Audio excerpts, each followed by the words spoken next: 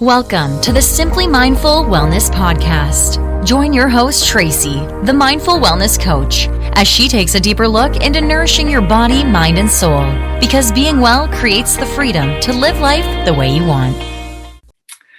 Hello, guys. Thank you, and welcome to another episode of the Simply Mindful Wellness Podcast. I'm your host, Tracy Richardson, the Mindful Wellness Coach and Holistic Health Practitioner and the owner of Hypnotherapy.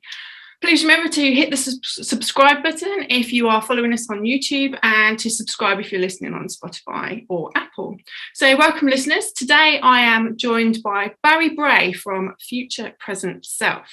He's an ex-secondary school drama teacher and assistant principal, and he's turned therapist and coach and specialises in CBT, hypnotherapy and mindfulness with a focus on stress and sleep. So welcome. How are you today, Barry? I'm very well, thank you. Yourself? I'm good, thank you. So you're based in beautiful Bath, I understand. I am beautiful, and at the moment, very sunny Bath, I'm glad to say. Yeah, it's a beautiful part of the country. Awesome. So thank you for coming on. If you would, I'd just like you to share with our listeners who you are, what you do, and why you do it.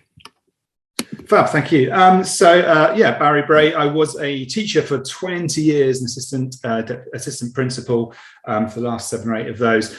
And I decided a couple of years ago that I was done with education, essentially. I was just very tired. I was kind of wondering where I was going with all this, and I just needed a bit of a change, a bit of a break. I've been in it for 20 years. So I then quit my job and retrained in therapy. So I retrained specifically in cognitive behavioral hypnotherapy originally, which encompasses obviously cognitive behavioral therapy. This is the link between our thoughts and our feelings and our actions, and how by understanding them and the interplay between them, we can start to change how we feel, how we stress, how we look at life. It encompasses that hypnotherapy as well, which obviously encompasses hypnosis, which is not what a lot of people think it is. It's a very useful and good therapeutic tool. Really, really, really great way of, I guess, in some senses, supercharging progress with therapy and things like mindfulness. And so I started out when I was training, sort of generally doing lots of things, stress, anxiety, relaxation, well-being, all the rest of it. And more recently, I have started to specialize in stress and sleep and the interplay of those two things, which is really fascinating and really interesting. So many things and little things that we can do to improve ourselves and to improve our sleep and our stress that we just don't do as a society, and we don't know enough about. So part of my mission, what I want to do is just educate people in those areas and help them to better sleep and less stress in a nice, easy, natural way. Awesome. So I'm guessing you're a little bit less stressed now that you've left having worked in education myself. So if we can just circle back a little bit, tell us a little bit about cognitive behavioral therapy. So is this just about how we behave and changing our behaviors, or is it a little bit more than that? Yeah, it is more than that. It's the link between our thoughts, our feelings, and our actions. Okay, so a simple example: if we think that we aren't very good at something, or we aren't worthy, we feel sad or down, and we might act in a way that avoids doing something that in that area. So whether it's if we think we're not great at football, we'll feel rubbish about being not selected or whatever, and then we won't play football, and that leads us back into thinking that we're rubbish at football and our feelings and our actions, and you just go around in a circle, a sort of vicious circle. So CBT recognizes that, and recognizes that actually that can start anywhere. It's not that it starts with a thought, or it starts with a feeling, or it starts with behavior. It can start with any of them. They're just interplay. And CBT then looks to address that and to use those ways of behaving and thinking, and use techniques to change that. So proven techniques to enable us to stress less, to think in a more positive way, to make sure our actions are congruent with what our goals are, if we have goals, of course, because some people wander through life not really knowing what they want or what they're doing. Part of what I do is clarifying that with people. That's an important part of what I do. Is what do you want? What do you want out of life? What are you working towards, and how can we then work towards doing that, to achieving that for you. So CBT is that it's been around for a very long time now, and it's that whole thing. And even, I guess, you talk about Epictetus, who's a Greek philosopher in general, who talked about this idea of stress. It's not the event that stresses us, it's how we think about it afterwards that creates the stress and the problem. So you get that great example of, you have two people that look at the same difficult event. One of them is absolutely fine afterwards, and the other person can't stop thinking about it, can't stop replaying it in their mind or whatever, and becomes very stressed. So it's not the actual event itself, it's the way we think about it, the way we process it, the way we deal with it afterwards. And that's where CBT has its real strengths of understanding that and changing the way that we think and we feel. Awesome. So it is literally like perceptions and so on, and that can, I'm guessing, be based on so many different things. So, like, similarly to some of the things I do based in the limbic system with emotions, you're in a situation that then will trigger a response, but that could be a response from childhood. It could be a response that from something that you're not consciously aware of. So would this be something where the hypnotherapy side would maybe come in, and then, because everybody thinks of hypnotherapy as like 3, 2, 1, you're under, we're going to put you into a trance and you're going to walk around and look like a chicken. I'm guessing that's not what you do. Oh, not only if I don't like you, obviously. No, it is very much not like that. So yeah, the popular, I guess, thing, people are Darren Brown, people on stage and you click fingers and they're. No, it's not that. That's stage hypnosis, and that uses lots of tricks and misdirection and all the rest of it. Hypnotherapy is a valid therapeutic tool. So think about it not as being in a special state of mind in which someone's in control of you or you're in a trance. It's not that at all. It's simply a way of hyper focusing your attention in a specific way, so that you are able to really open up your imagination, which then leads us into the way we play with ideas and situations in the therapeutic setting. Yeah, so it's an incredibly powerful and useful tool. And it's not a one thing I do want to sort of, I guess, really put that is, it's not a special state. You're not under someone's control. Where when you're in hypnosis with me, you're always responsive. You are making decisions. You are making choices. So, if I make a suggestion that you don't particularly like or doesn't particularly resonate with you, you will just not go with it. You will just reject it and put your own slant on that. So very often when I'm using hypnotherapy as a therapeutic tool, and we're going to an imaginal exercise about a situation where they're feeling lack of confidence. Or let's say, I don't know, public speaking. They've got a big speech to do with an audience, and they're terrified of speaking, what people are going to think about them and all the rest of it. We can just use hypnotherapy to get them into a nice, open, responsive, relaxed state, create that imaginal situation where they see themselves and play with the way they're acting and they're behaving and they're feeling and they're thinking. And over a bit of time, you wouldn't do that just in one session, but over a period of time, they learn how in their imagination effectively to play, to become more confident, to bring out the behaviors and the thinking patterns, the cognitions that are useful to them, so that when you then go and put it into real life, you do some experiments, you sort of graduate the exposure over a period of time, they become much more confident and they can start to conquer those fears and conquer those things where they lack confidence. So it's not like click your fingers and lights out. I'd like to use that with my kids sometimes, but that would be enough. That would make you into a billionaire overnight. I should do a video for everyone on how to hypnotize your children and stop them from being a pain in their what's it. My God, I'll tell you what, Super Nanny's got nothing on you. Yeah. Oh no, but Superman was quite scary, wasn't she? I remember when that film first came out, I was like, whoa, not sure I'd be messing around with her in the room either. No. So really what you're kind of saying is like, there's no limits to your imagination. Something that I look at with the people I deal with is how you can have a thought, and that thought can trigger a response into you doing something or not doing it. And I'm guessing hypnotherapy is about looking a little bit deeper into that and looking at methods that you can then employ that suit you. So like you say, you're not kind of clicking your fingers and someone's automatically going to be able to, you know, be good at things or make decisions and so on. It's a process that they work through.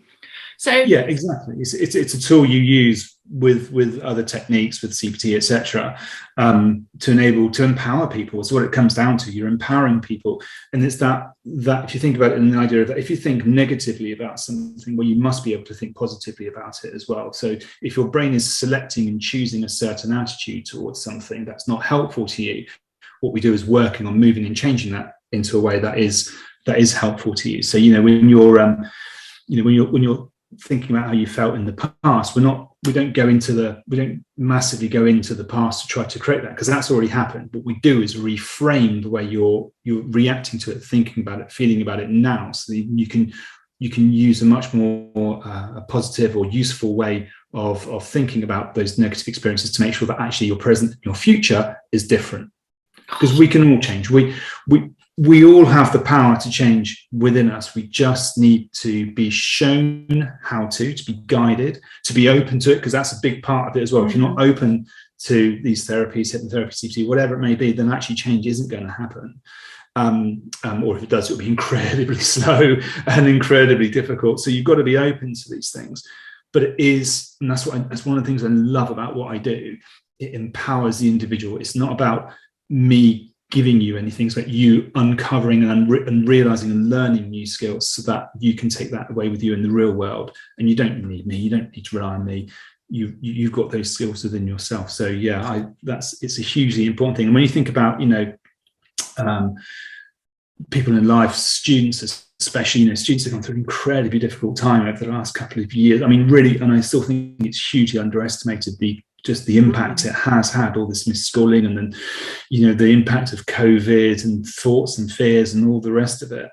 Enabling, I do a lot of work with adolescents, with teenagers, enabling them to reframe that. You can't change it, it's happened, but you reframe what you think, what you feel, and therefore you can move forward with confidence. So there's a lot of things in it. It's like that proverbial onion, isn't it? Layers and layers and layers and layers and layers.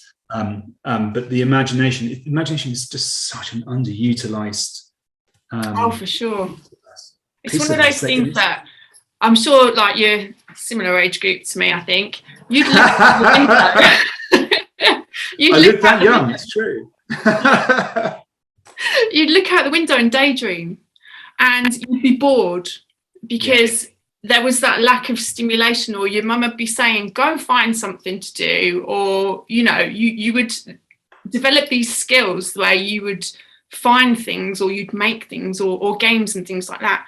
Now we live in this world where everything is gifted to us. Everything is on a plate. Everything is, you dial something in, or you order something, and it's there. It can be there within minutes. There's no wait, and it's that instant gratification thing. And I think probably from working in education as I have, you probably noticed a difference, like with children through the years and their responses to things. And like you were saying, particularly now, the whole reframing thing with the fear side of things is going to be huge, I feel, over the next couple of years with those age groups of children, because of the things that they've been exposed to that we as children wouldn't have been exposed to. You can't go 5 meters without someone having a conversation, or something being on the TV or on a bus or something like that now. So I was going to say, so do you find that with the hypnotherapy that works well with children because they're more open to it? Yeah, and again, it depends upon your age group and who you're talking to and using it with. So with students, you don't necessarily call it hypnotherapy or do a hypnotherapeutic induction. So it depends upon the student and age and all the rest of it. And you have to, part of the skill of a therapist, isn't it, is assessing that and understanding the individual as an individual that you've got in front of you. You don't have to treat people the same and all the rest of it.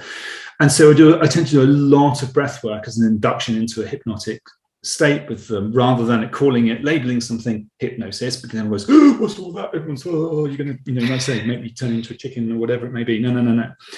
When you use breath work in a really controlled way and specific way, experimenting with students to find out what they respond to, what they don't, as we do with everybody, you get them into that same focused state of mind where they can use their imaginations.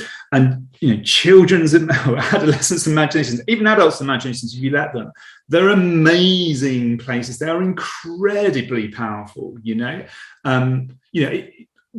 before I was doing therapy and coaching, etc., I was a drama teacher, so I dealt with this on a daily basis. And some of the stories and the insight that children come up with when they're doing mini plays and responses to various stimuli, it's just amazing. And I would say, if you ever think your child hasn't got imagination, go and have a look at them in their drama class and just see the potential that they have when they're given that opportunity and given that chance.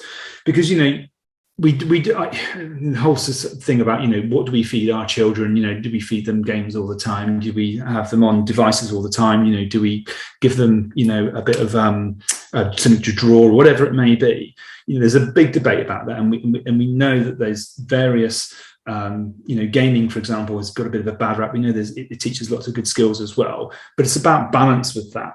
So when you expose children or adults as well, and we'll go with adults here as well, to various stimuli and give them an opportunity to play, letting children be bored, for example, is a good thing. You let them be bored for 10 minutes, and I tell you that within 10-15 minutes, they'll have found something to do. They'll have found whatever it may be. They'll go out into the garden or outside or whatever it is and pick up a stone and start talking pretending it's something or whatever, or they'll get some drawing, or they'll just, play with it. You've got to give them the credit for that. And so we utilize that imagination, the ability to tell stories to ourselves, especially within the therapy, because you can tell yourself, we all tell ourselves stories when we wake up, when we're at lunch, what I can do, what I can't do, whether there's evidence behind that or not. We tell ourselves stories every day. So we need to start telling ourselves good stories, positive stories, stories that are useful to us, rather than the stories that put ourselves down all the time.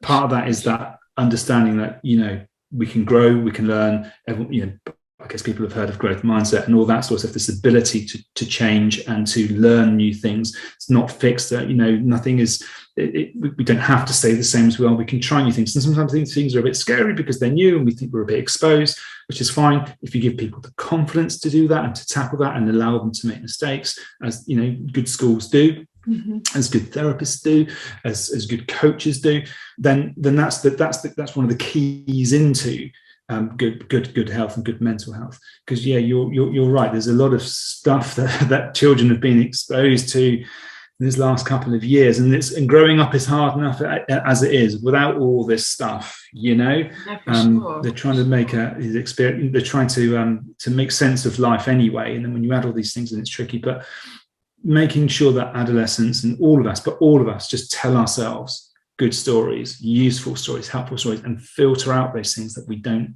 need, that aren't useful to us. With lots of techniques that we do with that cognitive diffusion, cognitive distancing, to enable people to see the negativity for what it is, as a thought, not as reality. Oh, so profound. And I think people don't thank you. Absolutely though, but people don't really think about the stories that they tell themselves, and we're brilliant storytellers, and like you say, our imaginations just run away with us like no one's business. And I always say, you can sit in the corner of your room and you could be fearful, or you can sit in the corner of your room and you can be joyful, and it all triggers with one thing that you've thought of, and then it's like a runaway train. And it's which way you want to go with that. And something else that I just want to pick up on that you said is holding that space, given the space to go through that experience. So whether it is for the kids, whether it is for yourself, whether it is for a class, whether it is for your clients, it's having that space that's available to go through everything. And did you say that to grow through it as well? And then because that's what you'll do. It's life is a constant cycle of learning, as far as I'm concerned. You've never got anything 100% down, and every time you do, then 99 times out of 100 it comes back to bite you, and you can't do it next time. Holding the space is really important. One of the biggest things I did when I stopped teaching, and I wish I'd done it when I was teaching, to when I started my practice, was I went on a really sort of intense self-development. So I started to really think about physical, what I eat, what I exercise, but the biggest part of the big change I've done is how I approach things mentally. And I developed over a very long period of time, last 18 months or so, a 1-hour routine that I do every single morning now, which includes a bit of yoga for movement, just because, as you get to a certain age, you need to make sure you could keep flexible and stuff. But it includes a lot of breath work, meditation, and self-hypnosis as well, talking about the stories that you tell yourself. And I find that hour that I have, that I've now I dedicate that to myself every morning. I get up an hour before everybody else with 2 young children. It's not going to happen when they're up. Nope. But I find that's about as much about prevention rather than cure, making sure that I start off my day in a really, really nice way, really, really positive, clear my head of all the junk that's been in it and all the rest of it, and prep for the day ahead. That's possibly been the biggest and most important thing I've done on a personal level myself. I started it before I became qualified as a therapist.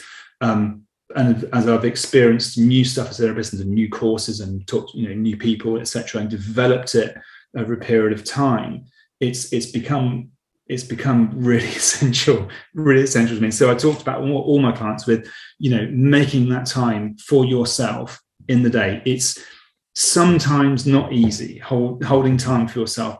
And you can tell yourself all sorts of reasons not to do something. It will look different for different people, but prioritizing that for yourself, self-care on a daily basis and regularly, I guess, is the important bit. That then becomes the basis for everything else. To thinking, for example, more positively, or feeling more positive, or doing things that are more positive without thinking about it, without having to go, I need to go and do an exercise now, and this is blah blah blah. But actually, because you do those regular self-care things, you hold the space with yourself, you give yourself time to think and to separate from the busyness of life and all its wonderfulness. That becomes then more second nature within you, and therefore you use that is therapy within itself. For sure. I am the biggest advocate for self-care that you will ever meet. It is something that you cannot pour from an empty cup. And it's something that, fortunately, when I was in education, I used to work in sport. So it's something that I promoted, that, activity, physical movement, you were mentioning yoga, breath work. I'm a meditation teacher as well. All of this stuff helps. But it's about what's finding right for you. So with your morning routine, that's your essential, that's your non-negotiables that you go to. But how many people don't have that? Yeah. And how many people, I talk about education, if I wrote out my day in education, I was in work at 7:00 and I'd get back between 8 and 9 o'clock, and I didn't have breaks because I was either on duty or with students, or doing additional classes, or in meetings, or whatever it is. When I look back at the time, that just felt normal and I could do it. And yes, I was tired and exhausted and all the rest of it, but that's the job. We tell ourselves that's the job. And I look back on that now with just horror, in honesty, and because I know that's what that was, when I look back, what that was doing to me mentally and physically and all the rest of it. And I think about my colleagues that are still working, and friends of mine that are still working in education. And then I think about all the people around the country, and then all the people around, in the world, and that are doing the same thing without holding any time for themselves. It's such a detrimental and an unnecessary situation to be in, and it's about education, but about prioritizing. And yes, it is about individuals. Of course, we all have to take responsibility for ourselves, But we also do need, and it's quite clear that we need a change in attitude within schools, within businesses as well, about allowing people the time to do that and be more interesting. I think it is coming. It's really, really slow, but I do see movement in various places. But it does seem to be quite a lot of sticking classes for me. We'll do have a session here or a session there, rather than a proper program which is incorporated into education formally and has the same importance as your subjects do. Because like you say, you can't perform at that level anyway all the time, whether you're a teacher, a student, whether you're in business, whatever it may be, without looking after yourself and replenishing yourself. Otherwise, your body just breaks down eventually. Your brain just breaks down eventually, and it's just not healthy. So one of the things resonates with me more than you know.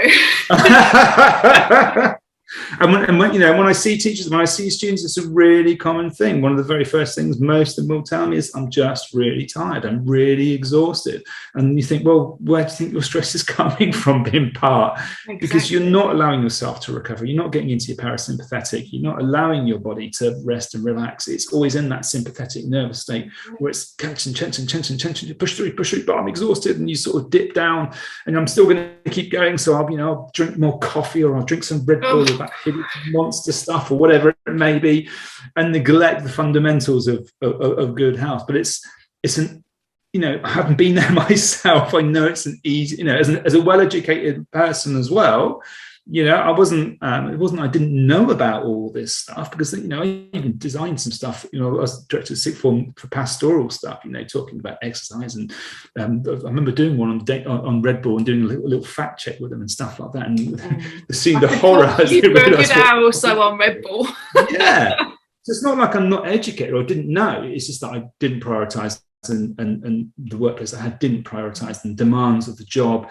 Not just in school, but within this community and all the rest of it, they didn't really allow that to happen, and we do need that as a sea change across our nation. Oh, absolutely. Something that I certainly noticed over 10 years was the pastoral care took a nosedive off a cliff. Yeah, it's hard. And by the end of it was all about funding maths and English, which obviously we need. Yeah. But having a well-rounded person that has good wellness, so mental wellness, physical wellness, spiritual wellness, whatever you want to incorporate into that, would put us both out of jobs. But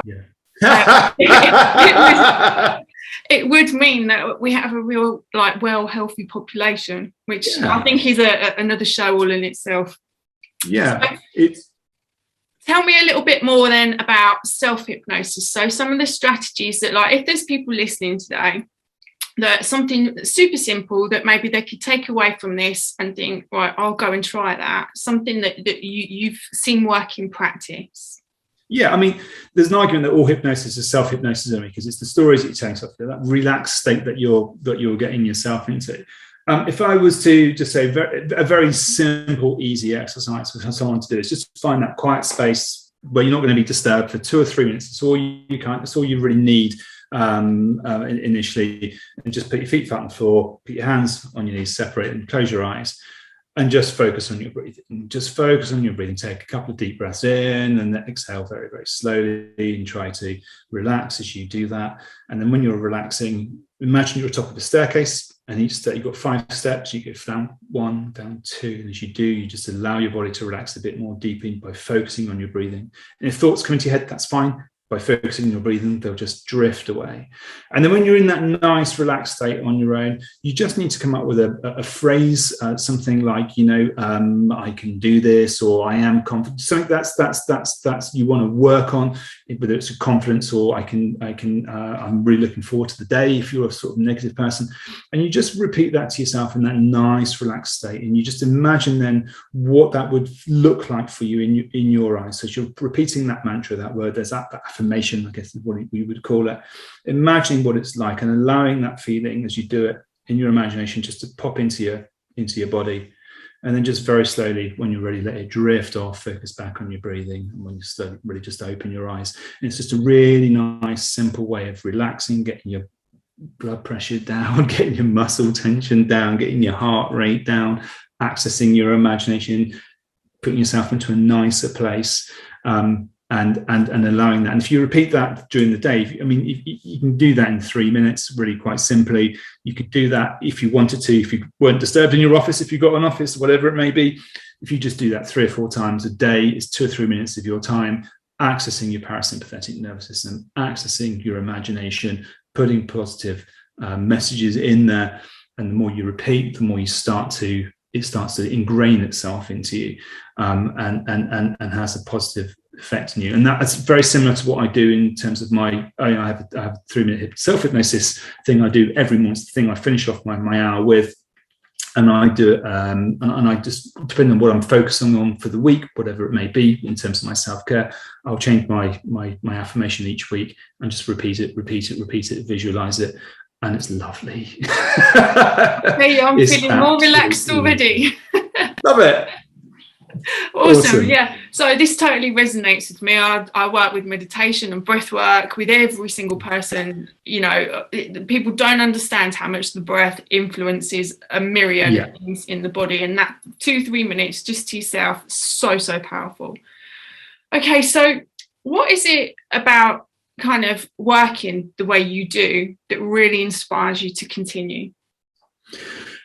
I guess it comes back from the teaching and why I got into it. It's about helping people because I think I can, because I think I've got something to offer them. You know, when I went into teaching a little bit sort of unsure and uncertain about it. You know, what was it? What was I going to like it? I was 29. I'm trying to think now. Quite 12. Oh, no, I wasn't. I was younger than 28, 27, whatever it was. 28, 20. And, you know, and being uncertain about what teaching was. And as soon as I started it, what I loved was that interaction with students. And when you see them produce a piece of work that they didn't think they were capable of, or in some cases had refused to even contemplate for, you know, their childhood, their schoolhood, that's quite powerful and quite beautiful, really.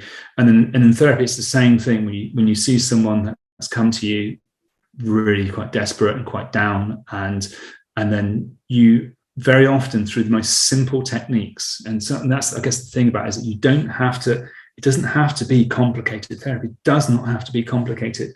You can use some really simple techniques to give them some really quick, immediate relief, and then build upon that, and you see them change as people, and then you see them go on and to do things that they want to do, whatever form that is. That again is incredibly powerful and gorgeous, and I love it. You just want to do it for more people, and that's what I'm constantly doing. You know, I guess that's the next part of what I'm doing is how I get that message out there a bit more, a bit larger, a bit bigger to more people, etc. But it's in almost a selfish way. I like seeing people succeed, is what it comes down to. I like seeing people happy, and so that's the real draw, I guess.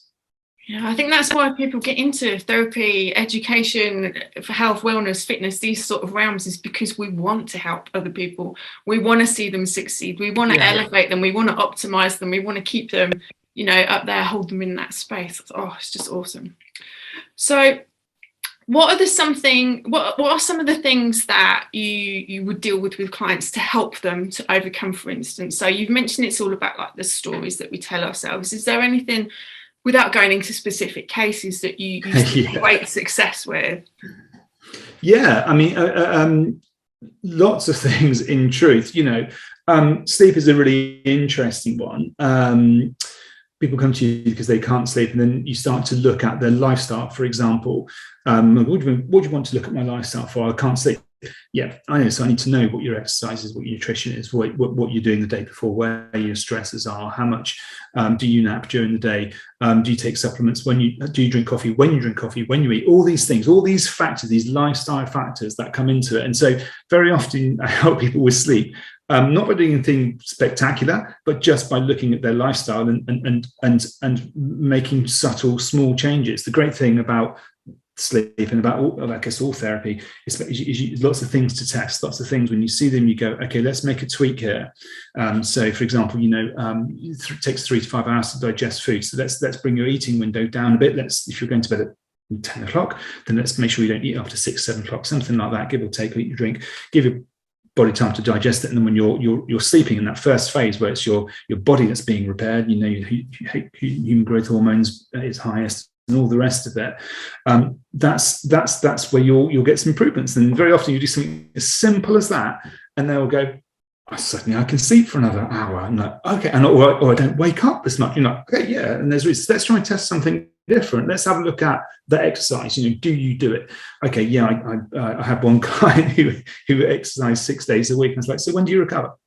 When do you allow your body to rest? When do you allow it to repair itself? Well, yeah, but I'm exercising and I'm getting stronger. Yeah, I know you are, but that's not doing you any good. And so simple things like that is reducing exercise to 3 days a week, as we did in that case. And for that particular person, had a ginormous impact on his especially his deep sleeps. So he had a ring, an Oura ring. I'm not sure if I'm allowed to. I noticed your ones well. Yeah. And so we were able to track it and looking at that, bearing in mind, they're not always 100%, and wearables, you have to take them to pinch of salt and all the rest of it. And but we looked at that, and then his deep sleep went through the roof, which was amazing because he wasn't getting that resting thing. So it's about, exactly. So when you look at things like sleep and things like stress, the lifestyle is just as important as anything, because very often people get fixated on I'm really stressed at work, I've got loads of deadlines, or I've got a really demanding boss, or my job is just demanding. That's what I'm stressed about, and so that's what I need you to sort out for me. But when you take a step back from it and look at the things surrounding that, and you then look at, for example, basic relaxation exercises, the amount of people who don't know how to relax on a really basic level is quite astonishing. I remember my second client, who had a session with me. We did an 8-minute relaxation exercise that I did, and he started crying after about 4 or 5 minutes. He started to string. He wasn't like blubbing, but all these things. And it's just the release of stress. And he was afterwards, he's just like, thank you. I've never done that before. And at the time I was like, whoa, hang on, that's strong for that exercise. That's quite amazing. But it does also show you that, again, I said before, it doesn't have to be complicated. You do the simple stuff really, really well. You become aware of what the simple stuff is and how that impacts you. You do it really, really well, and you make those changes, and then you can start to look at the other stuff that's maybe deeper work behind that, when you're looking at emotions and relationships and thoughts and feelings about very specific things. You by doing that basic stuff, by opening people up, and by actually then seeing that, by them understanding they have a reaction to that's positive, and they start to trust you more, and they become more open with the sessions, and then you can make even more progress. So the deeper stuff that you do, lots of I guess imaginal work, lots of trying to understand why they think the way they do in a particular way. What is stuff that's behind that? My work CBT is about the present and the future. We don't dwell on the past. The past has happened, and we look at it and we acknowledge it and all the rest of it. But we're not trying to reconstruct the past or redo the past. History, a different history to it. It is what it is. It's about using the tools that you have to reframe that and to learn the lessons from that. Okay, so in this situation, I was really, really angry because X, Y, Z. Did I need to react that way? No. Okay, so how can I prevent that happening again? Not how can I change that from the past. How can I prevent that happening again? How can I manage it better? How can I understand it better? And so when you do the deeper work, having got the client's trust, and they know that you know what you're talking about and what you're doing, the deeper work can be incredibly revealing, and can sometimes take a bit of time for the clients to really process and really understand. So that's where, when you do deep work, you don't just do it all the time, week after week after week after week. That's not the way it works. You might do a couple of sessions, and then you'd have a little break, then you do 2 or 3 more sessions depending upon the client, have a little break, and the break in between the breaks there, people are doing exercises, playing with things that I give them. So you don't just have a session and off you go. It's a session. Okay, what are you going to work on for the next week? Can we track that? doing a session, what you're going to work on, we track that. And in those little breaks, it just consolidates and it starts to come through more naturally. And that's where you get the lasting change. So you can do the exercises to initiate the change. They see the responses, but actually it's the gaps in between where they have that chance to apply stuff, to think about it, to reflect, and then see the impact it has on them. That's when it becomes more lasting. And that's a really cool thing. It's such a cool thing awesome. When you have people with real, extreme stress and all the rest of it, and all of a sudden you can change their life by doing the simple stuff. Awesome. I think that's it. It is the simple stuff that can be life-changing, but as humans, we like to complicate things, don't we? We do. Oh, yeah. And how would you sell a book, or how would you sell a course? If you didn't have all that complicated. But it's that emotional release that I see this often in clinic from people who come in with pain, but it can often be related to something that's stored within the body. Yeah. And just through touch, not even like poking or prodding, just through touch, I've seen miracles happen, and I do refer to them as miracles because for that person it is. You're changing their life because they've been through for X amount of years carrying this stuff, carrying this weight, and all of a sudden you've opened up a whole new reality to them. So it's just amazing. I love how all these therapies combine just to make a well-being.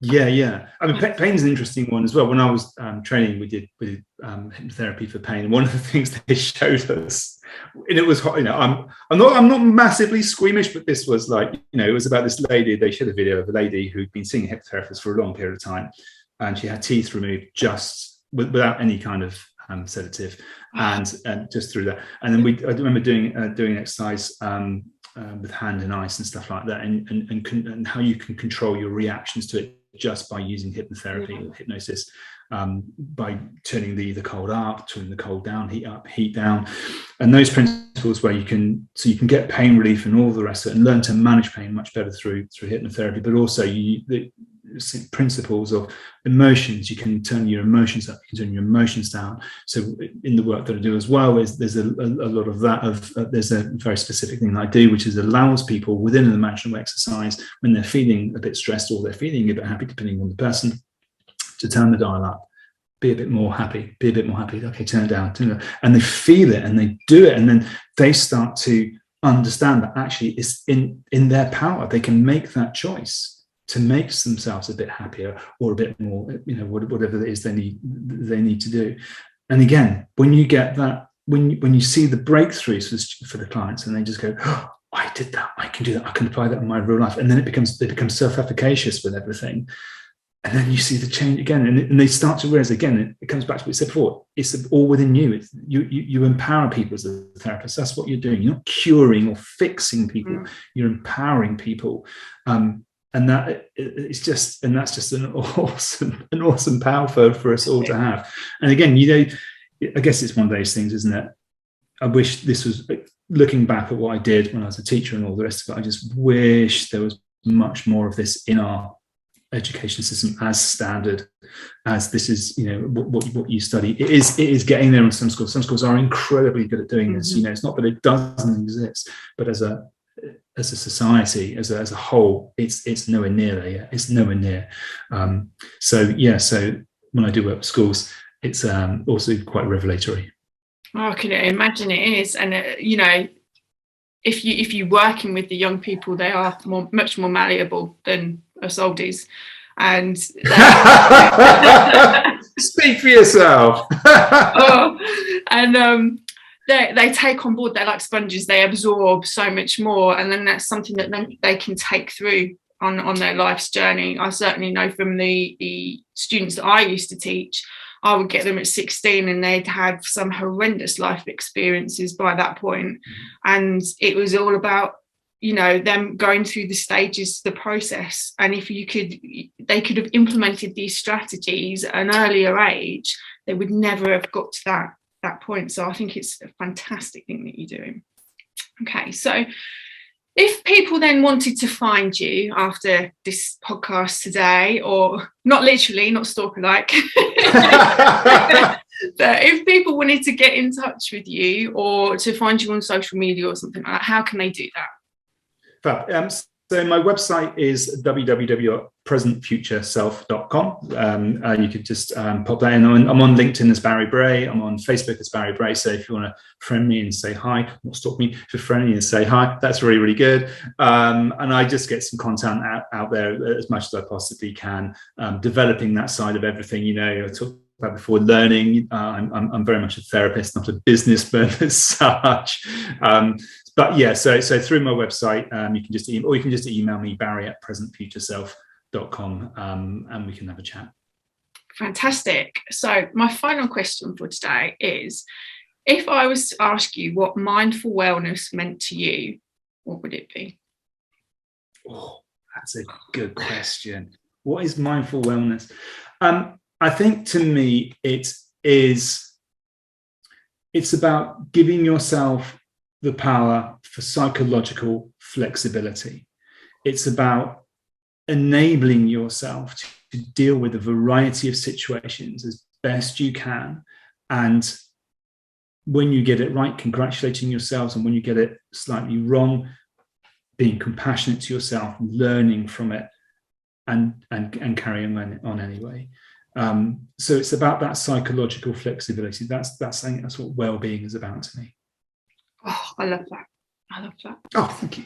All right, thank you so much for joining us today, Barry. It's been a real pleasure. Thank you for having me on. Thank you for listening to today's episode of the Simply Mindful Wellness podcast. Join us next time for a new episode.